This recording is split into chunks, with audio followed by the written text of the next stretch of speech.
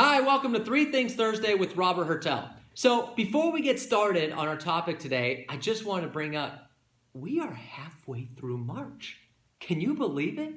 You're halfway through March of 2018. I mean, March Madness is starting, St. Patrick's Day. Halfway through March of 2018. It's amazing. Time is just flying. I know it always flies, but it's really flying.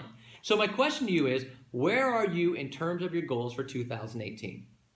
Are you on track? Because for some of us, we're still in that mindset that it's like the beginning of the year. Holidays just passed and New Year's and things like that. We're 2.5 months in. Okay, it's only a 12-month year. So if you're behind on your goals, it's time to get moving. Maybe not push the panic button yet. For some of you, maybe push the panic button. But for others, it's time to get moving. No more excuses. You got to get going. You got to get working to hit your goals for 2018, because what will happen, and you know it can happen, is that you're saying, well, I still have time, and all of a sudden you're going to wake up and it's going to be July, and then it's going to be September, and then all of a sudden it's going to be Christmas, and you're going to be like, what the hell happened? All right? You know that's possible. All right? Don't be that. Get on it now. And if you have hit your goals or exceeding your goals like some of you are, don't get complacent. Push, push, push. Ride that momentum and make 2018 the biggest year you've ever had. Okay, but we're 2.5 months in. So check your goals. Where are you at?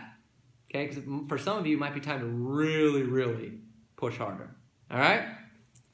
So let's jump into our topic today. So what we're going to talk about today is when you get a listing, your mentality should be that when that listing closes, you're walking away with at least one, maybe even 2 or 3 qualified sellers or buyers that are going to close a transaction in the next couple months. That has to be the mentality when you get a listing. Leverage that listing to get more deals.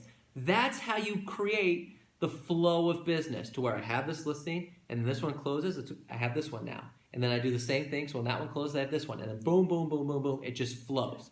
Okay? But we're not leveraging our stuff enough. Okay? We're just focused on getting this one sold, well, this was sold, and then I'll just move on to the next.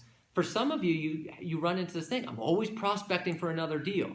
Well, that's because when you get one, you're not leveraging enough. Now, I'm not telling you to get a listing and then forget about the seller and just try to leverage all the other leads. Don't do that. Take care of the seller first. I'm also not promoting that you go out and sign a bunch of completely overpriced listings just so you can leverage it for leads. Don't do that either. Okay? It's not what I'm saying. But you have a listing, leverage it to get more business. All right. Now, some of you are doing a couple of things we're going to go over today, because some of them are old school. But there's a couple things that we're going to talk about at the end that I guarantee most of you aren't doing. Some really, really powerful stuff that's helping people build their business in the community. All right. So let's jump into that. You get a listing. How do you leverage the listing to get another seller or buyer that's going to close a transaction in the next couple months? All right. So let's jump into that.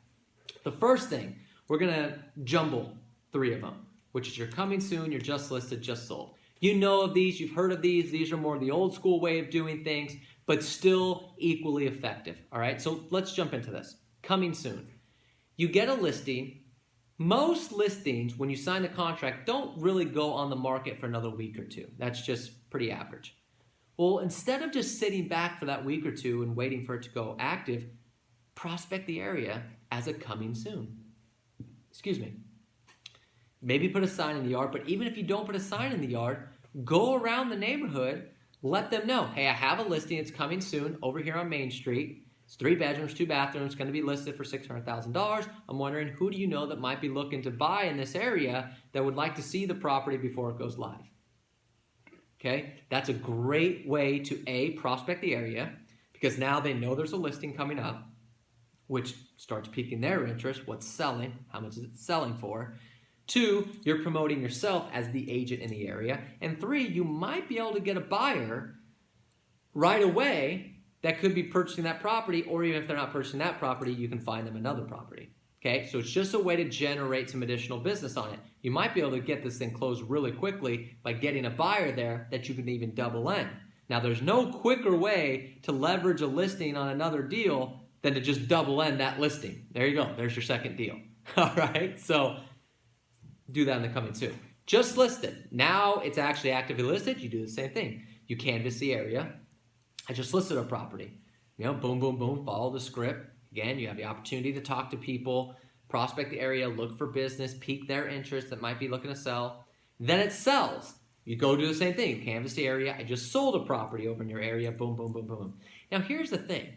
You do those, even if you just did those, that's 3 opportunities to talk to the people in the surrounding area. So this does a few things. One, you're giving yourself a chance at more and more deals because you're increasing your conversations. You don't know when they're going to be interested or when they're going to talk to someone who's interested. So you always want to be in front of them. So that's number 1. Number 2, they see you work in this area. They're going to go, that's the kind of agent I want when I list my property. Someone who's going to just work this area, telling me about the listings, the coming soons. They're going to really, really prospect my house to get business out of it. So that's going to help you, even if they're not going to list now, it's going to help you in the long run. The third thing, you're going to laugh, okay? But you know it's true. You go around the area as a coming soon, a just listed and just sold. A lot of them aren't going to know it's the same property, okay? You laugh and you think that's stupid, but you know it's true. You're going to do that and they're going to go, man, this guy Robert, guy comes around all the time. He's either got a coming soon listing or a just listed listing, or now he just sold a listing. This guy's just busy. So not only do they think there's a bunch of activity going on in the area, which piques their interest because they don't want to miss out, they think you're the guy or you're the gal for that area. It's true. You know it's true. Okay? So that gives you even more deals because they think you're the guy and they're just curious, what is going on in my market? All right? So that gives you all those reasons to prospect that. 3 times to talk to people, create relationships, get some additional business referrals out of it. And again, gives you more opportunities to double end your listing, which is the quickest way to leverage a listing for another deal. All right? So that's number 1. You're coming soon, you're just listed, you're just sold. Make sure you're doing all those. Second thing, you have a listing, you do the open house. Now, if you have a lot of people that come to the open house, go promote that in the neighborhood. Let's say you have 30, 40, 50, 60 people come to the open house. Take your sign-in sheet and make sure you use the sign-in sheet with the names, emails, phone numbers. Go door knock the area and say, Mr. Miss Seller, just want to let you know, I have a listing down the street from you. We just did an open house. We had 50 people come through. And you're waving the sign-in sheet. So it's tangible. They can see it. We had 50 people come through this open house. Okay? Now, the great news for you is that only one of them is going to be able to buy it, which means I have 49 people, their names, their phone numbers, and their emails that are looking to buy in this area. I'm just curious, have you ever thought about taking advantage of this hot market and getting a bidding war going on your property? Because if you are, I got 49 people I can call right now to get over here. That's pretty powerful because it's now relatable to them. Because now they're sitting there going, wow, you have 50 people come through the open house? We have 50 people. People want to live here and there's just no listings. I got 49 people that want to buy here. Are you interested at all in taking advantage of that? Now, the keywords are taking advantage of the market, getting a bidding war on your property. Who doesn't want to hear, do you want a bidding war going on your property?